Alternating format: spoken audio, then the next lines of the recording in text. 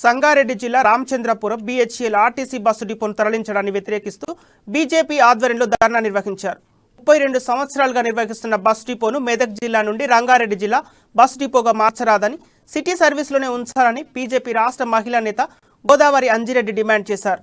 Bus depot తరలింపుపై స్థానిక MLA Mahipal Reddy పట్టించుకోకపోవడంపై దారుణమన్నారు. బీఆర్ఎస్ పార్టీ ఆర్టీసీ కార్మికులు పోగొట్టేలా వ్యవహరిస్తుందని, భవిష్యత్తులో ఆర్టీసీ కార్మికుల కోసం బీజేపీ ఎంతవరకైనా పోరాటం చేస్తామని తెలిపారు. తదనంతరం డిపో మేనేజర్కు వినతి పత్రాన్ని అందించారు.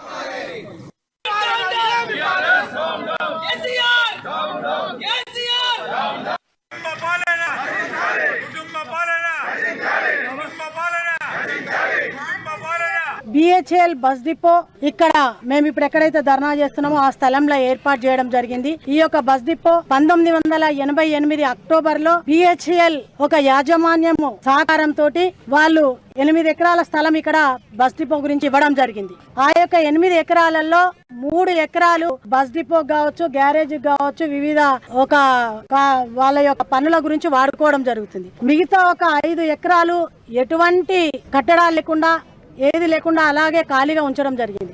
వివిధ లాభాలలో అగ్రస్థానంలోనే ఉంది, కానీ ఎక్కడా కూడా నష్టాలలో లేదు. BHEL bus depot